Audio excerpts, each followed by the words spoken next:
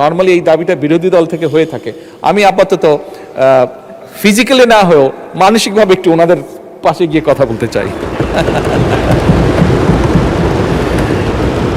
সরকার এমন একটা রাজস্ব ইকোসিস্টেম গড়ে তুলতে চায় যেখানে করদাতাগণ কর প্রদান করে উন্নয়নে অংশীদার হবেন এবং প্রাউড ফিল করবেন, গর্ববোধ করবেন।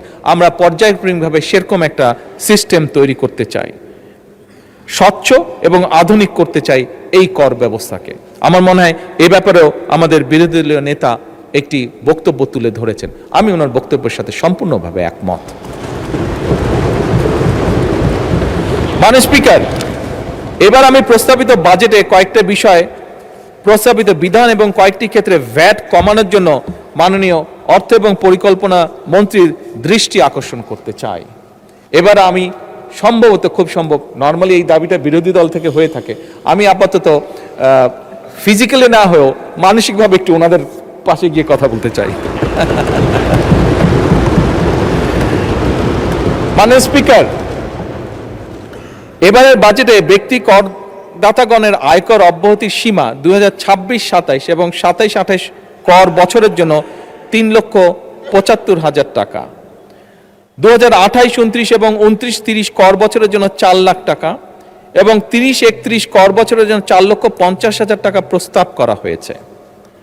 ব্যক্তি করদাতাগণের করভার কিছুটা লাঘব করে তাদেরকে কিছুটা স্বস্তি দিতে চাই আমরা, এবং সে কারণেই মাননীয় স্পিকার 2026-27 এবং 27-28 কর বছরের জন্য 4 লাখ টাকা, যেটা 3,75,000 প্রস্তাব করেছে, 4 লাখ টাকা, 2028-29 এবং 29-30 কর বছরের জন্য 4,50,000 টাকা এবং 2030-31 কর বছরের জন্য 5 লাখ টাকা করার জন্য মাননীয় অর্থ পরিকল্পনা মন্ত্রীর প্রতি আমি অনুরোধ রাখছি।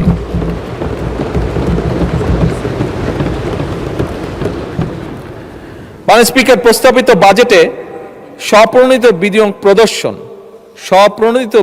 প্রদর্শন সংক্রান্ত একটি বিধান নিয়ে জনমনে কিছু নানা প্রশ্ন, উদ্বেগ আমরা লক্ষ্য করেছি। সেটি পত্রপত্রিকার মাধ্যমে, সোশ্যাল মিডিয়ার মাধ্যমে হোক, আমাদের বিভিন্ন সংসদ সদস্যের মাধ্যমে হোক, বিভিন্ন সমাজের সিভিল সোসাইটির বিভিন্ন ব্যক্তির মাধ্যমে হোক, এটি আমি জানিয়েছি। আমাদের দেশে মাননীয় স্পিকার, যেহেতু অনেকেই প্রকৃত মূল্যে জমি রেজিস্ট্রেশন করেন না, মৌজা মূল্যে জমি রেজিস্টার করে থাকেন সাধারণত, তাই অনেক সময় অনেক করদাতা প্রকৃত ক্রয় মূল্য না দেখানোর জন্য প্রায়শই একটা ঝামেলার সম্মুখীন হতে হয়, প্রায়শই ঝামেলার সম্মুখীন হয়ে থাকেন বহু মানুষ। তাই করদাতাগণকে ঝামেলামুক্ত করার জন্যই কিন্তু এই বিধানটির প্রস্তাব করা হয়েছিল।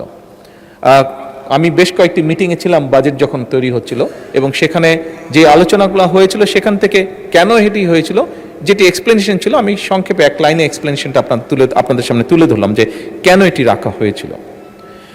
আনফর্চুনেটলি কেউ কেউ এটিকে কালো টাকা সাদা করার সুযোগ এইভাবে মনে করছেন, অনেকের এক্সপ্লেনেশন হচ্ছে এটা বোধহয় এরকম। আমি মাননীয় স্পিকার, জনগণের প্রতি সম্পূর্ণ শ্রদ্ধা রেখে প্রস্তাবিত এই বিধানটিকে প্রত্যাহার করার জন্য আমি মাননীয় অর্থ পরিকল্পনা মন্ত্রীর কাছে দৃষ্টি আকর্ষণ করছি।